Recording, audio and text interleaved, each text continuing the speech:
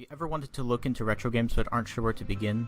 Do you ever wonder which classic games stand the test of time and which ones don't hold up? These are some questions that have been bothering me for a while now, and I think it's about time to do something about it. So I'm going through gaming's history one game at a time to find the best games of all time. Welcome to the Gaming Archaeologist.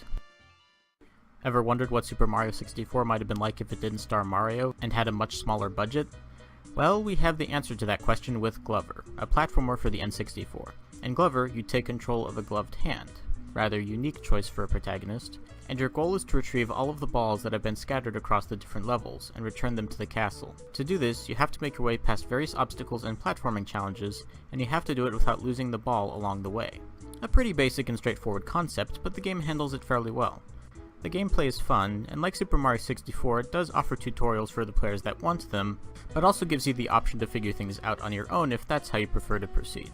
But it does lack the kind of polish that games like Super Mario 64 or Banjo-Kazooie have. It's pretty obvious that the game didn't have as many resources to work with, which does make the game feel a little mediocre in some areas. The graphics are fine, but they are noticeably dated, even by Nintendo 64 standards. The levels are a bit on the small side, and the game as a whole is rather short.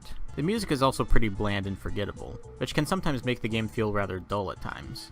But the core mechanics are well designed and reasonably enjoyable, even if the controls can be a little awkward at times. So while it's not a great game, it's still pretty fun. If you're a fan of 3D platformers, I'd say it's worth having a look at. My final score is a 7 out of 10. Not outstanding, but it's okay. So what do you think? Have you played Glover? What's your favorite 3D platformer? My personal favorite one is probably Spyro Year of the Dragon.